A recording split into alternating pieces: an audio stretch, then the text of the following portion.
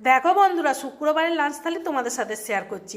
তো এখানে আছে গরম গরম এক বাটি ভাত, সাথে এক টুকরো লেবু আর একটা কাঁচা লঙ্কা। তার সাথে দেখো এখানে আছে স্যালাডে আছে শসা আর পেঁয়াজ।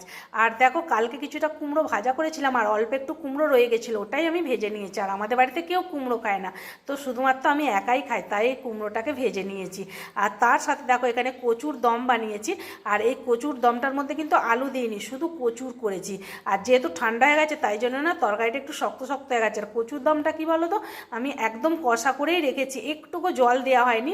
কচুগুলো আগে সিদ্ধ করে নিয়েছিলাম, তারপর এটাকে মানে কষাই করেছি। আর তার সাথে দেখো পটল আলু আর মাছ দিয়ে একটা তরকারি করেছি। আর তার সাথে বাড়ির তৈরি আচার। আর এই আচারটা 2 বছর পুরানো হয়ে গেছে, তো আমি নিজে বানিয়েছিলাম। আচারটা যত পুরানো হচ্ছে না, খেতে বেশি টেস্ট হয়ে যাচ্ছে। তো যাই হোক, এটাই ছিল আমার লাঞ্চ মেনু। আমার লাঞ্চ মেনু তোমাদের কেমন লাগলো অবশ্যই কমেন্টে জানিও। আর তোমাদের বাড়িতে আজকে কি রান্না হয়েছে সেটাও জানিও। চলো টাটা, সবাই ভালো থেকো, সুস্থ থেকো।